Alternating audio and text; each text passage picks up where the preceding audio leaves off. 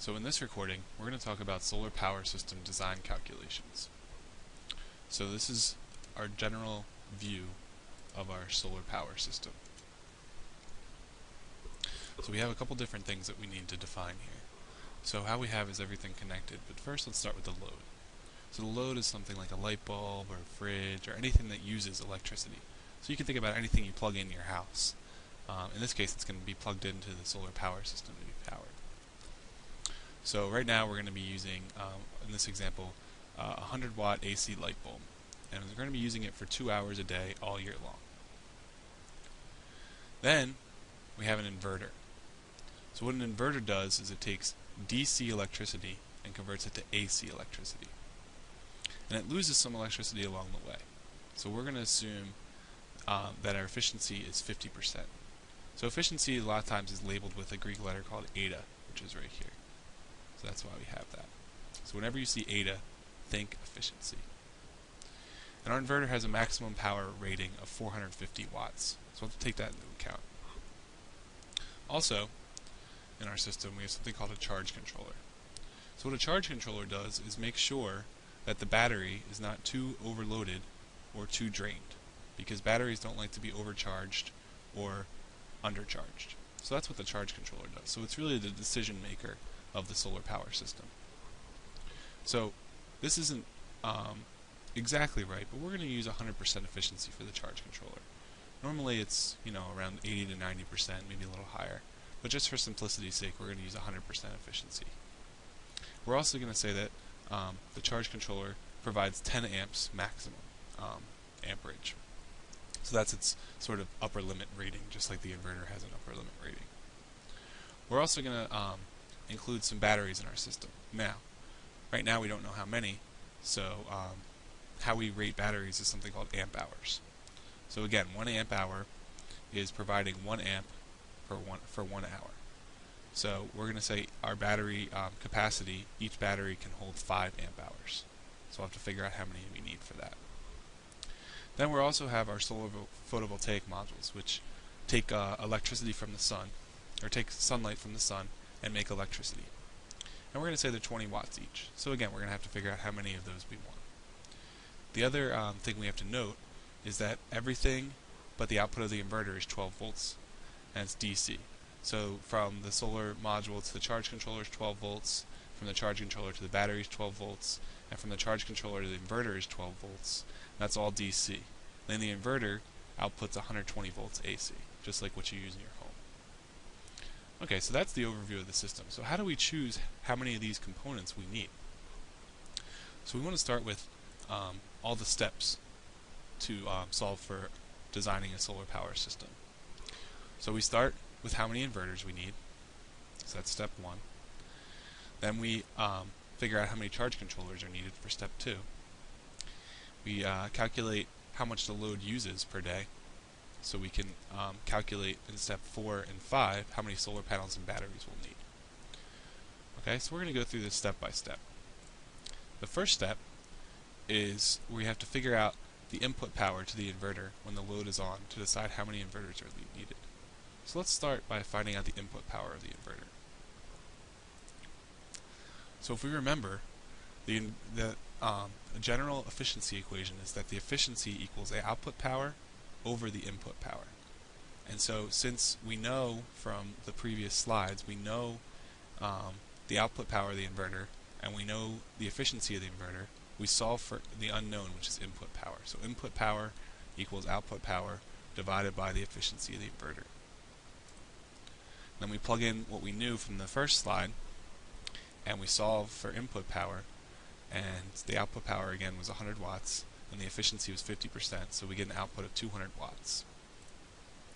So we know that the maximum power rating of the inverter was 450 watts, and since the power that we're supplying to it is 200 watts, we only need 1 inverter. Now this would, if we got greater than 450 watts, we would need more than 1 inverter. Okay, so that's step 1. Now step 2, we want to figure out the amperage the charge controller provides to the inverter to decide how many charge controllers are needed. Okay, so we know the power coming out of the charge controller to the inverter is 200 watts.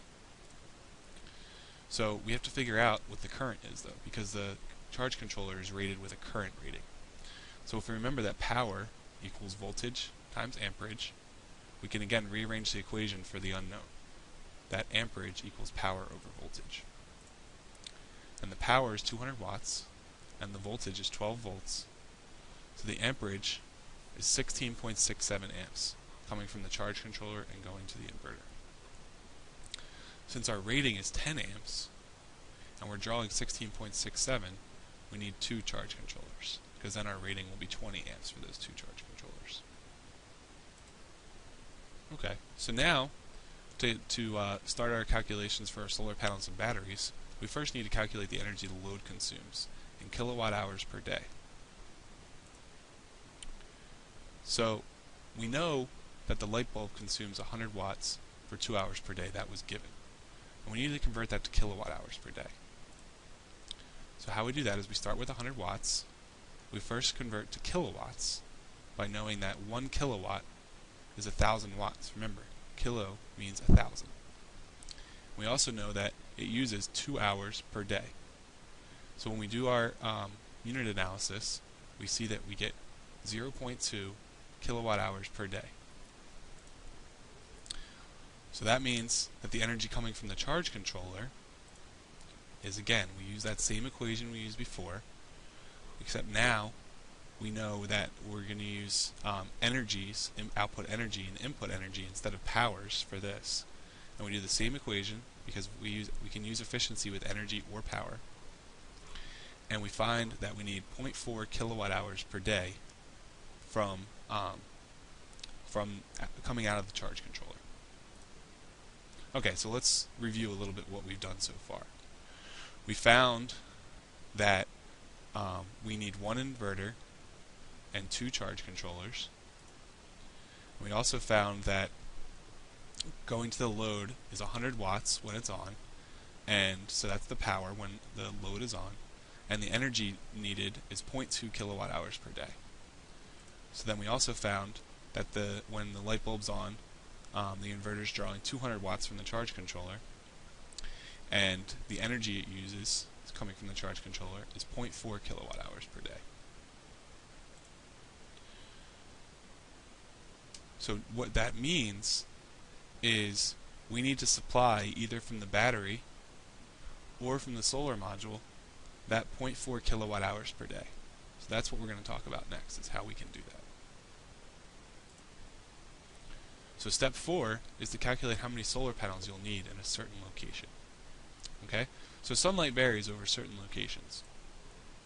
So what you're going to need to do is figure out how sunny it is in your actual location. What's nice is that the National Renewable Energy Lab has a program called PV Watts, which is very easy to use and is a simulation to figure out how sunny your area is. I've also made another instructional video on how to use PV Watts. We're not going to go over that right now. What we're going to go over is how you use the results from PV Watts. So I ran PV Watts for Wilmington, Delaware. You can see the city and state here. And what we're going to look at is how that performed over a year. Okay? So what PV Watts gives us as a result here is this little thing. And what we really want to look at is the 2 first rows. So what we're going to do is look at each of the solar radiation outputs for each month of the year. Now, what we're worried about is when the solar output is very low, because that's when we want to design for. We want to design for the worst case, because when the solar output's low, that means we might not have enough power if we design for the better months. So we can see that December is the lowest number in solar radiation. So that's the worst month. So that's what we have to design for. So we see that that's 2.88 kilowatt hours per meter squared per day. So, but what we need to look at is how we can use that 2.88 kilowatt hours per meter squared per day. It turns out this unit is equivalent to something called sun hours. And you can also think of it as having the units of hours per day of full sunlight. So that would be like 2.88 hours per day of full sunlight. And since we know what the solar panel produces, which is 20 watts at full sunlight, you can use it to calculate the kilowatt hours per day that one solar panel produces, like so.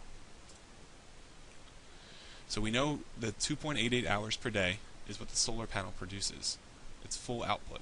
We know that 20 watts is produced by one solar panel, and again we use our unit conversion to convert from kilowatts to convert from watts to kilowatts, and we find that one solar panel produces 0.0576 kilowatt hours per day. So then we need to figure out how many solar panels we need to produce what we need. So we know we have to provide, from the previous step, 0.4 kilowatt hours per day. So to calculate how many solar panels we need, we do the following. We take in 0.4 kilowatt hours per day, because that's what we need, and we divide by 0.0576 kilowatt hours per day for one solar panel. And this gives us an answer of 6.94 solar panels. Now obviously we can't have 6.94 solar panels, so we round up that we need 7 solar panels. So step 5 is now we need to calculate how many batteries we'll need for the system to work without sunlight for a certain number of days. So just think about if you had a storm system come through and it wasn't very sunny days, you'd have to have some battery backup so you could supply the charge controller and the light bulb to turn on. So what we're going to do is we're going to say, okay, we're going to just say 3 days is needed where it's going to be really cloudy or really rainy and we have no sun and we need to power it with all batteries. And we know, again, that the load uses 0.4 kilowatt hours per day, and over 3 days this equals 1.2 kilowatt hours. So that's what we need to size our batteries for. We need our batteries to be able to supply 1.2 kilowatt hours. But the battery size is in amp hours. So the first thing we need to do is convert 1.2 kilowatt hours into amp hours. And how we do that is, we know that when we divide watts by volts, we get amps. So we have kilowatt hours, we divide by volts, and we get kilo amp hours.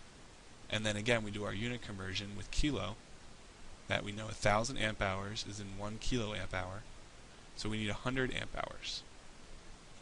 And since each battery is 5 amp hours, you need to have 20 batteries to get the 100 amp hour total. So that's how we figure out the number of batteries.